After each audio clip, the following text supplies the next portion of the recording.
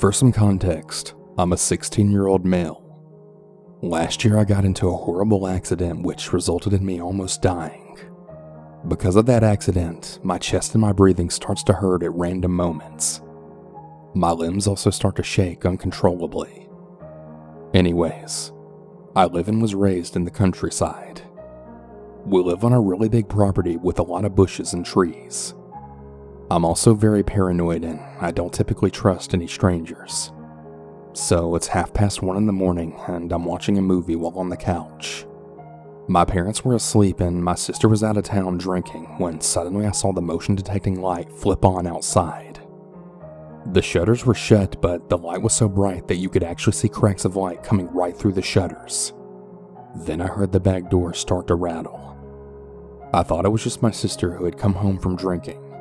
She didn't come in for another 20 minutes though, so I asked her what she was doing staying outside that long.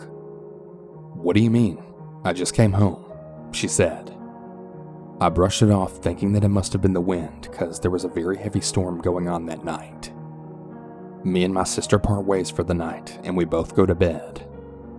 The next night it's 1:15 a.m. and I was making myself a sandwich in the kitchen which connects to the garage.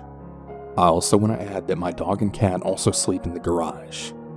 Then out of nowhere, my dog started going crazy, barking really loud.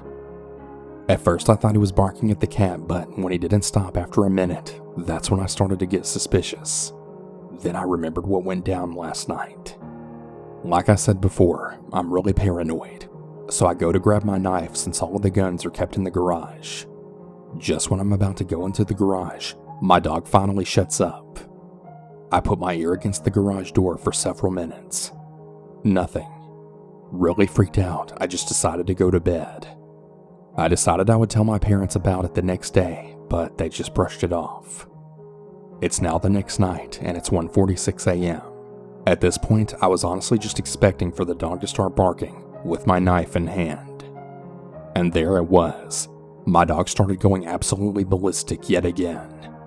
This time I rushed to the garage, and just as I'm approaching it, I then start to hear shuffling in the garage.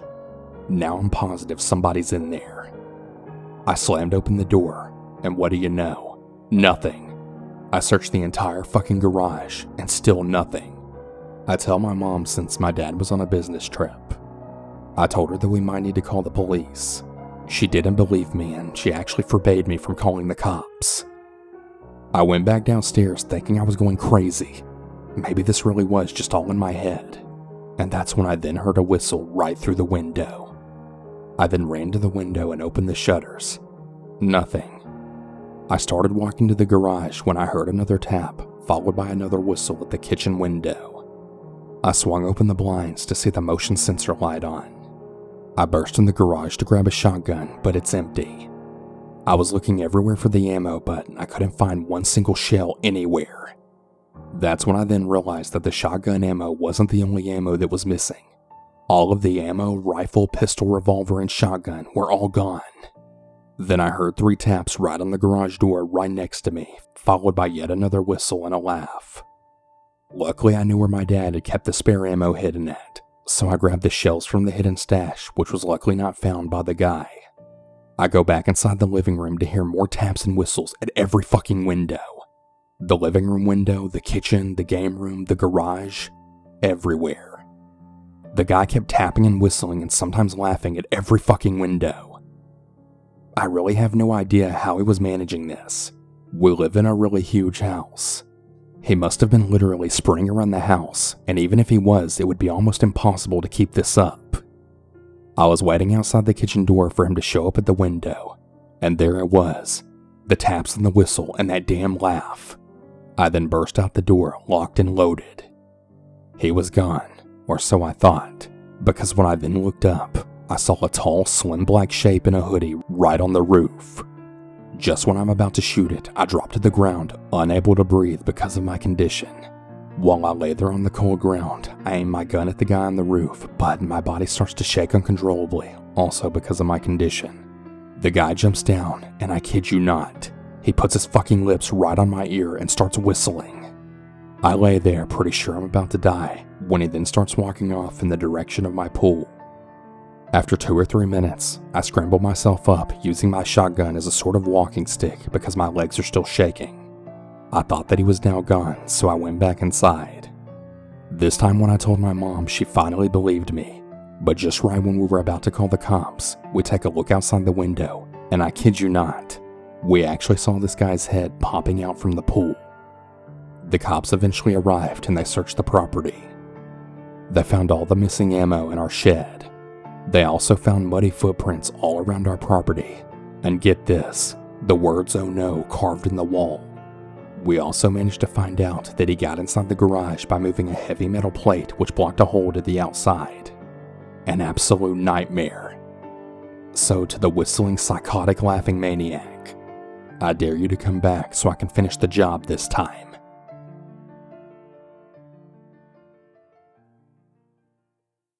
I'm telling this story on behalf of my friend who experienced this traumatic incident.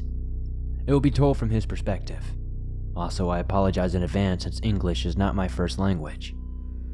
First, to provide some background, I'm a 21-year-old guy, and I live in what I like to call medical housing. Basically, in this little village I live in, you either must be retired or have health problems like I do, but at the same time, you must be able to be somewhat self-sufficient. Each resident has their own cottage. The layout of the cottage can either be 1 bedroom or 2 bedrooms. Mine was a 1 bedroom. As soon as you walk into the cottage, you walk into the living room, and then the dining room is on the right, and in the dining room there is a way to the back porch. Then there's a kitchen, a small hallway in the living room that leads to the bathroom and the bedroom.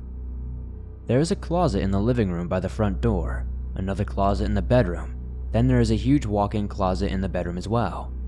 This is just the layout of my specific cottage. Each cottage is different. Now, on to the story. This incident took place 2 weeks ago. While I was at social hour with a few of my fellow residents at the village, a couple of them were mentioning how they were getting knocks on the door at night and on the windows. One resident claimed that someone even tried to twist the doorknob on her front door, but luckily it was nighttime when this took place, and it was locked. We all just thought it was just a couple of kids being little delinquents, since we were not too far from another neighborhood. We just assumed that the person was just messing around. Our village did not have a whole lot of security because at the time we did not feel very many disturbances. We didn't really think that we needed it being so tucked away in a safe area. Fast forward a few days. I had to go to physical therapy, and I must have forgotten to lock my front door or my back porch door, which again, due to how safe the area usually is, I did not worry too much about. Even during this pandemic, the village is very vibrant. You often see a bunch of residents walking around and talking to one another, since we are such a tight-knit community. So usually if someone tried to sneak in that should not be there, someone would catch on. When I got home from physical therapy, I was extremely tired, and I took a long nap. I woke up to my neighbor from across the street coming in to help me get set up on all my machines, such as my feeding machine and my breathing equipment for the night. Her name is Vicky. She is an overly sweet, compassionate, and motherly person. Before her and her husband retired, she used to be a nurse and her husband Frank used to be a police officer. I got to know them well since Vicky helped me become Catholic 2 years prior.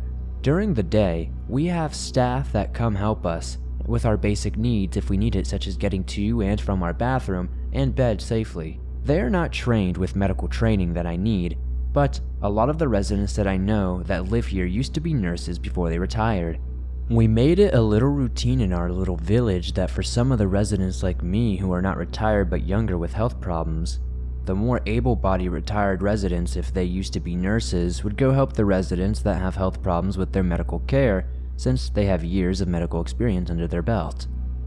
I was waking up from my nap when Vicky said, "Hey sweetheart, I'm here to do the care for you." Before she could finish her sentence, she paused while she was grabbing the IV bag for the night. Then, out of nowhere, she went over to my furnace and turned on my heat, but she didn't really twist the dial and she said, "That's strange, your heat's not working. It's supposed to be a cold night tonight, and we cannot have you sleeping without any heat due to your health. Why don't you come stay at my cottage for the night until maintenance comes and fix your heat in the morning?" I was very groggy from being tired and doing lots of work at physical therapy that I did not think twice about what she said until I saw the look on her face. She used to be in a theater group.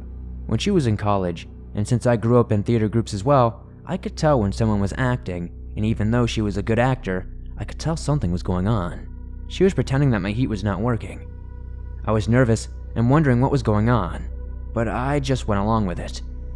All my medical supplies that I would need for the night were right next to my travel suitcase that would fit all my supplies, and my feeding pump was on my IV pole, my oxygen tank was on wheels, and my BiPAP could easily be packed into my travel suitcase. She got everything packed up quickly, and she helped me get up and walk to my front door, and I could tell she was going a little fast, but I was too tired to say anything. While she was walking me out of the house, I heard something come from my walk-in closet, and I assumed it was just the cat using his litter box or something. Due to my health problems and my breathing, it's really not good if I get scared. I could stop breathing altogether. The reason why I say this is because when she got me in the house, and as Frank was getting the extra bed set up for me, she explained to me that when she was grabbing an IV bag from where I keep them, since it was right next to the walk-in closet, she caught a glimpse of someone crouching in my closet, and she had to pretend that my heater was not working. I felt like I was going to throw up, because for all I know, that person could have been in there the entire time I was at physical therapy, or they could have made their way in there while I was taking a nap. The sense of serenity I had at that village was temporarily gone. Vicky could tell I was disturbed by this, so she gave me a hug and said, "Don't be scared, Frank and I will be here with you all night." I wish I could say this was the end of the story, but it is not. After Vicky got me ready for the night, and while I was sleeping, I woke up to hearing tapping on the spare bedroom window, and lo and behold, I saw the person that Vicky was talking about who was hiding in my closet. It was a man. I do not know how tall he was, but from my guess, he was probably 6 feet tall, maybe a little under. He literally tapped on the window and said, "I see you awake in there, and I'm coming in one way or another." I called for Vicky, and she woke up right away and said concerned, "Frank, get your gun now." Even though he's retired, Frank is still an intimidating guy, even without the gun, and both him and Vicky were rushing in the room. Since I could not get up on my own due to me being hooked up to my machines, I was beyond scared because I really could not defend myself. As soon as they both came in, Frank pointed his gun at the lunatic who was still at the window. Frank said, "Get off my property before I blow your freaking brains out, you nutcase." As Frank was threatening the crazy person at the other side of the window, Vicky was helping me get up, and both her and I went and hid in the walk-in closet in the master bedroom. She locked the door to the master bedroom. Because I was starting to get really scared, it was starting to affect my breathing, and even though I was still hooked up to my oxygen, due to how scared I was, there was a risk that I could stop breathing out of nowhere due to me being really scared. When I was having trouble breathing, Vicky said, "Honey, I know you're scared, but I need you to do some nice and easy breathing." A few minutes later, there was a knocking at the master bedroom door. Vicky asked who it was, and it was Frank. As soon as she went and opened the door, Frank came rushing in and told her to call the police because the guy was not just tapping on the window now, he was literally banging. Vicky called the police, and luckily, since they do drive-bys at the village quite frequently, a cop car was not far away. When they came, they found cracks in her window in the spare bedroom, but unfortunately, they did not find the guy. The police asked if I could give them a statement on what went on, but Vicky told them that would not be possible because of my breathing. I was practically traumatized. I was so scared. So Frank gave my statement on behalf of me. Due to the cracks on the window and me being beyond shaken up, there was no way I was sleeping in that spare bedroom, and now my breathing had to be watched carefully throughout the night. Frank slept in the spare bedroom that night while Vicky and I slept in the master. I was a bit more comforted there. The police got in contact with the staff at the office the next day regarding what happened, and ever since this incident, the staff has hired overnight security guards and day security. They are working on raising enough money to set up a gate to block people from coming in that should not be there. A few days after this, Frank installed security cameras and alarms in my cottage, and in his as well. Now, I always make sure I lock my door when I'm going out, when I'm taking a nap, and at night. When I was an infant, I was in a freak accident where a gun in the back of my parents' pickup had actually misfired, and the bullet went through my mom's wrist, both top and bottom, and then the bullet entered through my left foot right on the side and up through the top. I still have my foot, and I got super lucky. Fast forward about 34 years. It's now March 2018. I'm battling one of the worst ear infections I've ever had. I had barely slept for days because I couldn't lay my head flat without bawling my eyes out. My fiance Steve had been working construction, and he takes sleeping meds in order to fall asleep. So we go to bed on this Thursday night as he had to work early in the morning on the Friday. I was finally beating the ear infection, so this night I was totally out, sleeping so heavy for the first time in days. I awoke to a noise, but just assumed Steve was getting up to go to the bathroom or something, so I dozed right back off, but then I heard yelling. I'm in a brain fog and my brain isn't awake or processing anything. I heard more yelling, so I remember jumping out of the bed and standing up in the dark, and I was able to comprehend that it was Steve yelling. For some reason, I thought that maybe the cops were in my house or something, but the first words my brain actually understood were, "Give me the money." Wait, what? The cops don't yell that. What the hell's going on here? Steve is buck naked in all his glory, charging at these assailants, and then he slams our bedroom door, trying to keep them from getting into the room where I am. These bastards try swinging the door open, and Steve slams the door shut again. All of a sudden, I start hearing popping noises. These motherfuckers were actually shooting at us. I watch Steve Spider-Man around the room, trying to not take a bullet, but keeping our door shut so they can't get to me. I hear Steve yelling, "Get the gun! Get the gun!" And my brain is thinking, why on earth would I charge these intruders and get their gun? Like I said before, I was sleeping super hard and the brain fog in my brain in stupid mode. I finally realized that he's talking about getting our gun. Yeah, I'm a dumbass. So I click the light on, grab our gun, and then hand it to Steve. These junky piece of shit intruders have now ran out the very same way they came in, through the back door. Apparently my idiot roommate hadn't locked the back door. Anyways, I'm now shaking and I'm damn near hysterical at this point. Steve was grazed by 2 of the 6 bullets that had been shot at us. I spent an entire month tending to his wounds and nursing him back to health. We also got a dog and we installed a home security system. I sometimes still put a chair under the doorknob some nights, and I haven't had a good night's sleep in like 2 years. Most nights, Steve would have slept right through anything due to the meds, and I would have woke up to them. But by some miracle, he heard them first and protected me and himself like a true hero. He wasn't even supposed to be home yet. He was supposed to be in Florida until the next week, but came home early. I absolutely tremble at what these 2 armed robbers would have done to a woman all alone sleeping heavily and having no clue that they were there until it was too late. I think that I'm cursed, or that the people who love me the most always end up having to take a bullet for me. My mom did it first, and now my fiance has too. It scares me to tears to think that anyone that's close to me keeps having these freak gunshot incidents just for being close to me. To the dirty scumbag piece of shit intruders that broke into my house and took away my sense of security, I really fucking hope karma gets you.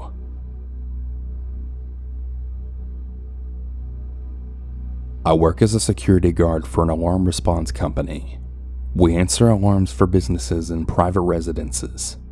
99% of the time, it's usually a motion detector set off by a cat, or a restaurant forgot to disarm their stuff before the stock truck arrived to unload. In this specific case, I was called out to a house where the back door alarm was set off, like it thought someone opened it. The owner was out of town, but she was alerted by her app and she had her mother meet me there. We checked the door. It's locked. We figured that maybe someone tried the door but that it didn't budge, then setting off the alarm.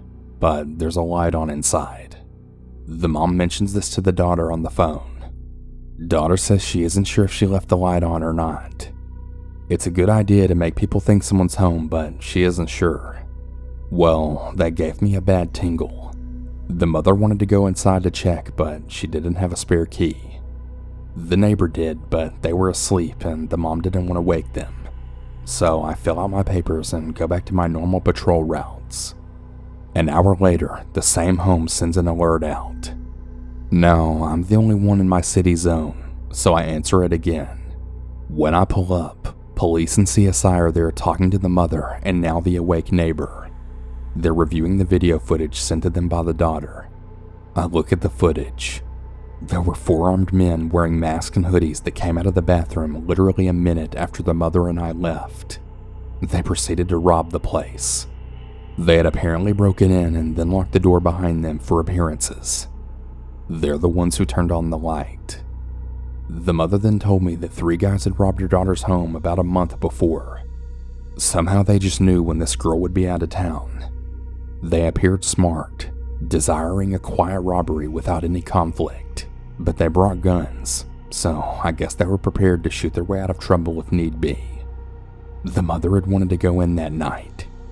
If she had had a key or woken the neighbor for the key, we would have likely been shot dead by these guys when we went inside.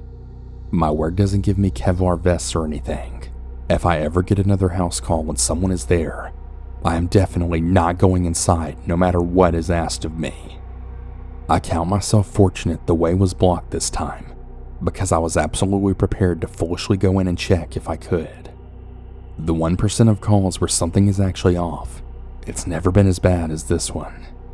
To those armed robbers, I'm really glad we never met.